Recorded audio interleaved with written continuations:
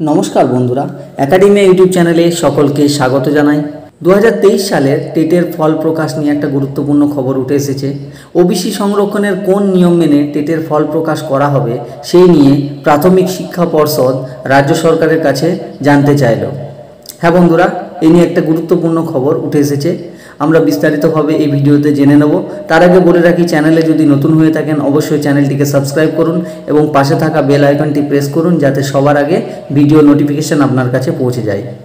তো বন্ধুরা, 2023 সালের টেটের ফল এখনও প্রকাশিত হয়নি। ওবিসি সংরক্ষণের কোন নিয়ম মেনে টেটের ফল প্রকাশ করা হবে তা এবার জানতে চাইল প্রাথমিক শিক্ষা পর্ষদ রাজ্য সরকারের কাছ থেকে।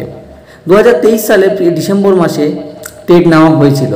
তারপর প্রায় 2 বছর হতে চলল ওবিসি সংরক্ষণ জটিলতায় আটকে রয়েছে ফল প্রকাশ। টেটের ফল প্রকাশ করে দ্রুত প্রাথমিক শিক্ষক নিয়োগ প্রক্রিয়ায় যেতে চাই প্রাথমিক শিক্ষা পর্ষদ। প্রাথমিক শিক্ষা পর্ষদের এক কর্তা জানান, দীর্ঘদিন হয়ে গেছে পরীক্ষা দিয়ে ফল প্রকাশের আশায় রয়েছেন প্রার্থীরা। বর্তমানে সংরক্ষণ নিয়ে জটিলতা রয়েছে, তাই আমরা রাজ্যের কাছ থেকে ফলাফল ঘোষণার আগে সংরক্ষণ সম্বন্ধে জানতে চেয়েছি, যাতে পরবর্তীকালে আইনি জটিলতা না তৈরি হয়। প্রাথমিক শিক্ষা পর্ষদ সূত্রের খবর, সংরক্ষণের নিয়ম অনুযায়ী ওবিসি সম্প্রদায়ের মধ্যে যারা পড়বেন তারা 82 নম্বর পেলেই পাশ করে যাবেন। ফল প্রকাশের পাশাপাশি 2022 সালের যে নিয়োগ প্রক্রিয়া শুরু করার জন্য শূন্যপদ নিয়েও জানতে চেয়েছে প্রাথমিক শিক্ষা পর্ষদ। টেটের ফল প্রকাশের পাশাপাশি দ্রুত প্রাথমিক শিক্ষক নিয়োগ প্রক্রিয়াও শুরু করতে চাই প্রাথমিক শিক্ষা পর্ষদ। রাজ্য জুড়ে প্রাথমিক স্কুলগুলিতে কয়েক হাজার শূন্যপদ রয়েছে।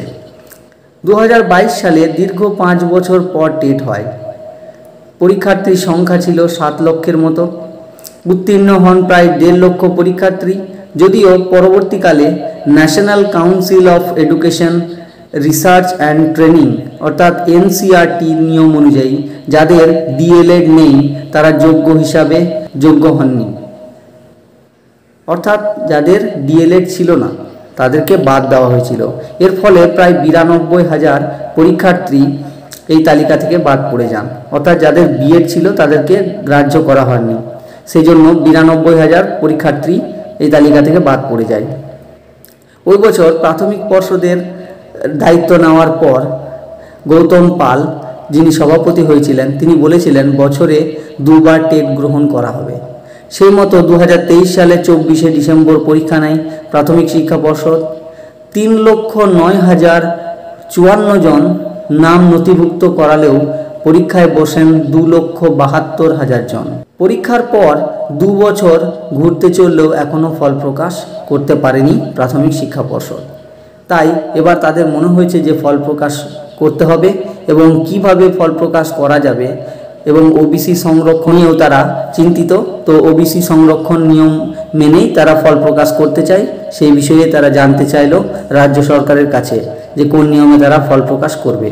তো দেখা যাক, আশা করি দ্রুত ফল প্রকাশ হতে চলেছে। তো আমরা আগামী দিনে যে আপডেটগুলো পাবো সেগুলো এই চ্যানেলে আপনাদেরকে জানানোর চেষ্টা করব। ততক্ষণ ভালো থাকুন, সুস্থ থাকুন, ধন্যবাদ।